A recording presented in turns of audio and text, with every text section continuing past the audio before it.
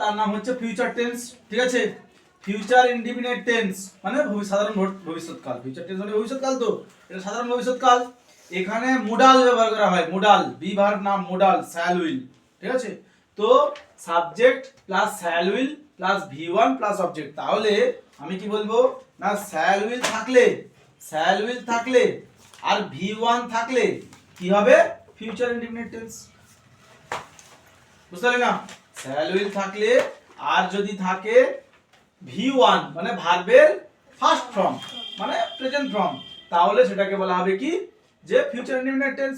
I shall meet you, ঠিক আছে। বুঝা গেল কি বুঝা গেল না? Next, future continuous tense.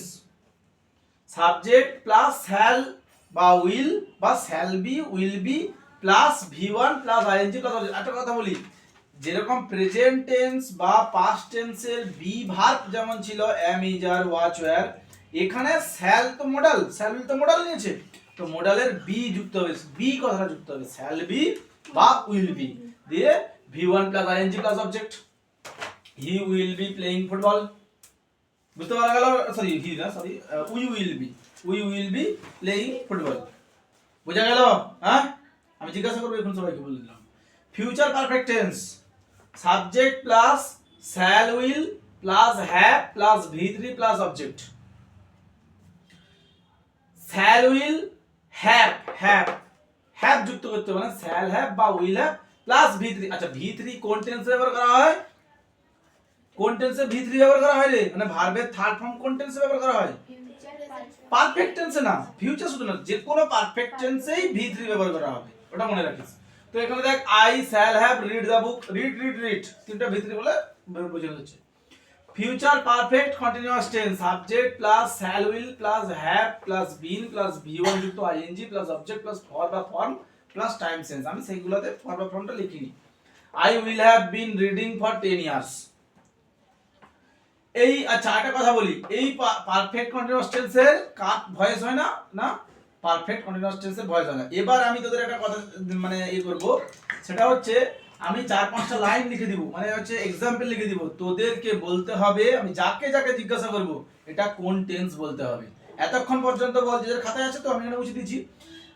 Present tense, past tense, future tense, কার কোন টেন্সের কোন ভাগে কি সমস্যা আছে বল, বল যে স্যার এখানে সমস্যা আছে। লাস্টেরটা মানে এটা ফিউচার পারফেক্ট কন্টিনিউয়াস টেন্স, ঠিক আছে। আচ্ছা, ফিউচার পারফেক্ট কন্টিনিউয়াস টেন্স যদি তো সমস্যা আছে, তাহলে প্রেজেন্ট পারফেক্ট কন্টিনিউয়াস টেন্স দেখ, পাস্ট পারফেক্ট কন্টিনিউয়াস টেন্স দেখ। তফাৎটা কি? আমি তফাৎ বুঝালে তাড়াতাড়ি বোঝা যায়। তফাৎটা কি? সেখানে ছিল হ্যাভ বিন বা হ্যাজ বিন, পাস্ট টেন্সে ছিল হ্যাড বিন প্লাস ভিআই যুক্ত এনজি। এখানে শ্যাল হ্যাভ বিন বা will have been plus V I যুক্ত এনজি। বোঝা গেল না? কি বললাম? হ্যাঁ বল, কোনটা কি লিখেছিস বল। I will have been reading for 10 years. Verb v1 যুক্ত ing প্লাস অবজেক্ট। কোনটা? অবজেক্টের পরে। ও, অবজেক্টের ফর বা ফ্রম প্লাস টাইম সেন্স থাকবে। আগামীকার কোনো জায়গায় বুঝতে অসুবিধা আছে? হ্যাঁ, কারোর কোনো অসুবিধা নেই তো?